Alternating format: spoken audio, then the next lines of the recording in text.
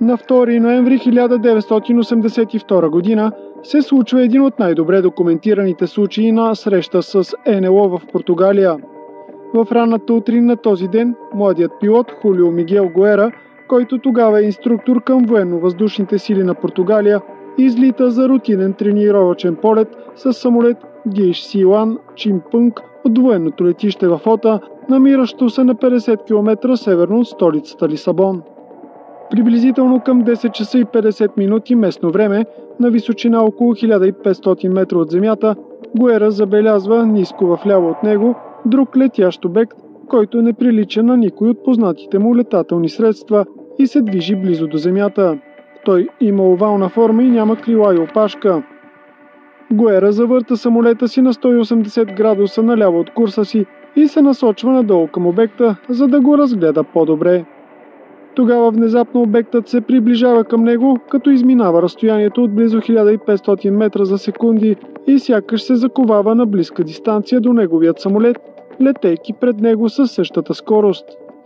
В доклада си Гуера пише, че е бил изненадан и леко стреснат, но не и уплашен. Той успява да разгледа добре обекта.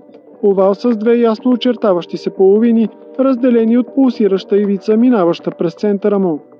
Обекта нямал никакви видими двигатели или перки. Гуера се свързва с наземната база, за да попита има ли други самолети в пространството около него. От базата му съобщават, че няма други самолети, а най-близките са на няколко километра от него, негови колеги от същата база, извършващи тренировъчни полети.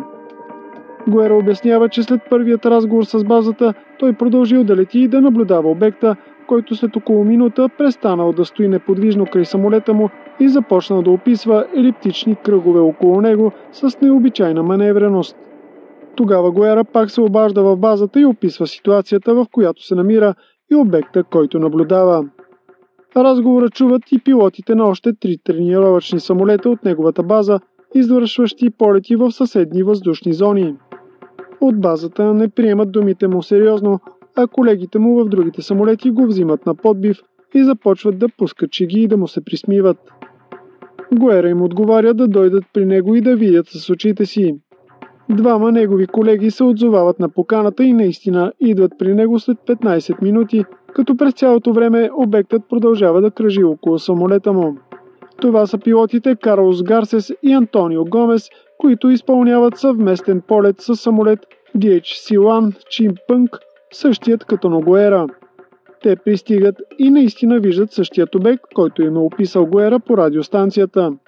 Тримата пилоти в двата самолета летят заедно в продължение на 10 минути, наблюдавайки странния обект. Гуера, който е военен пилот, решава да предприеме някакви действия. Той е обучен да прихваща и преследва въздушни цели. Гуера решава да пресече траекторията, по която обекта кръжи около него и съобщава намерението си на Гарсес и Гомес в съседния самолет. Чуват го и диспетчерите в наземната база. Гуера насочва самолета си право към обекта, извършвайки рискови маневри.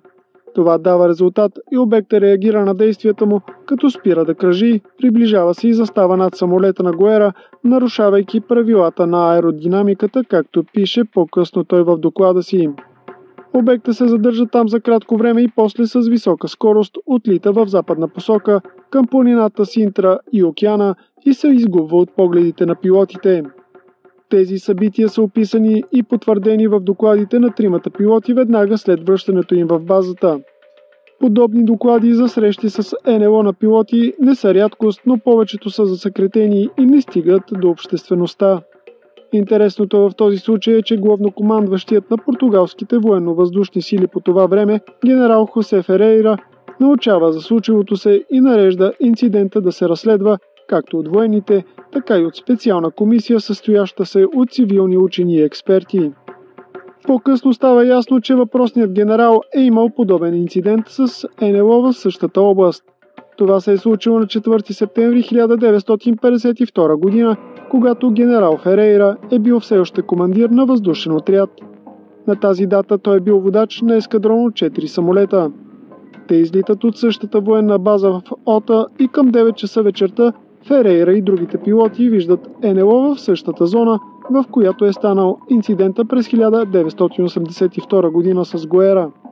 Тогава през 1952 година Ферейра и пилотите на другите 3 самолета виждат НЛО, което прилича на светещ обект с променящи се цветове, от който по-късно излитат няколко по-малки обекта и започват да кръжат около по-големия.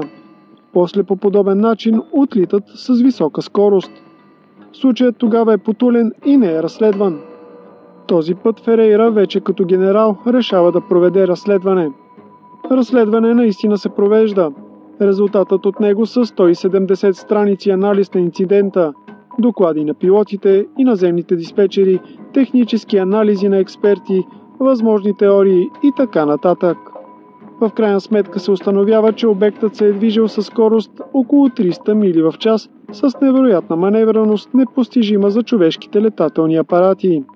Експертите не намират научно и логично обяснение за инцидента и той остава неразрешен, но за сметка на това добре описан и документиран.